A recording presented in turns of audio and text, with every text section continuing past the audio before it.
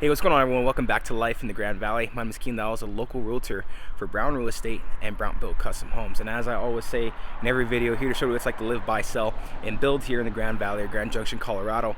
And in today's video, as you can see in the title, I want to bring awareness to two things that you should be testing or serving for when you're buying, selling, or building a house here in the Grand Junction area or in the Grand Valley in general. And it really doesn't matter how old the home is, whether it's from the 1960s or it's a brand new construction home. You need to be looking for these things, and that's going to be mill tailings and it's going to be radon. And before I move a little bit further, obviously I'm no expert in mill tailings or radon, but as obviously a local agent helping clients buy and sell houses out here, it's important to know about and bring awareness to. And if you have purchased or even sold a home here in Colorado, you might have noticed recently that within our contracts to buy and sell, there's a paragraph that states that they recommend you test a property for radon. Okay, so let's talk about mill tailings first. So mill tailings is essentially a byproduct of the uranium mills that we had out here in Grand Junction, in the Grand Junction area in the early 1900s. And what mill tailings are, it's a sandy-like material, and these mills never really prohibited or restricted access from the public to these mill tailings. And so what the contractors or local contractors did at the time was they came in and used these mill tailings in the process of building homes. And because of it, they found out that a lot of these homes were having radon, right? A byproduct or radioactive gas from mill tailings within the homes that posed negative health effects.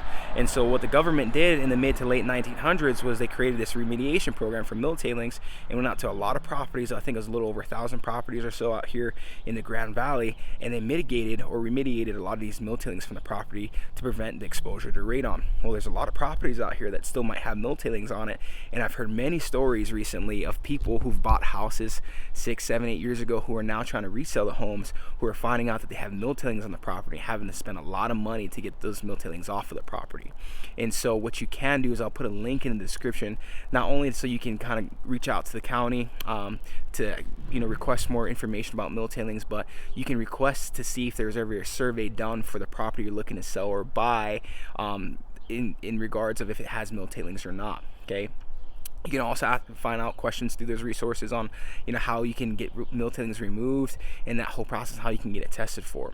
And so that's essentially mill tailings. And once again, it doesn't matter how old the property is or if it's brand new construction, depending on where it's at, I would make sure that you get a survey done for it to see if it's located on the property. Okay, and a byproduct of the mill tailings is going to be radon. Okay, so once again, we have a high amount of uranium out here in the soil, and so really when you test for radon, it's a 50-50 chance whether you have it or not. And if you do have it, doesn't meet a certain threshold where it's pretty much more required or recommended that you get a radon mitigation system installed.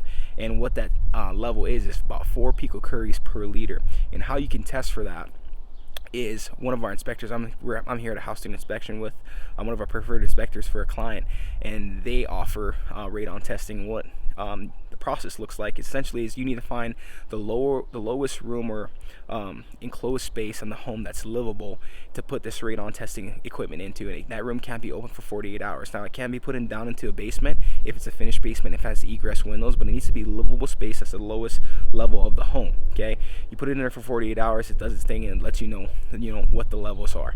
And if you find yourself in a position where we need to install a radon mitigation system, a lot of times in most cases the sellers have paid for it. And I've done essentially 2 this year in contracts that I've been a part of, and they both cost around $1,500. And so that's something to be aware of. So once again, guys, 2 things to be aware of. Whether it doesn't matter whether you're buying, selling, or building here. Once again, it doesn't matter how old the home is or if it's new construction. Request to see if a survey was ever done for mill tailings out here and get your radon test done. If you guys are looking to do anything buying, selling, or building related here in the Grand Junction or Grand Valley, I'd love an opportunity to chat and be a great resource for you guys. Thanks for tuning in. Tune in for the next one.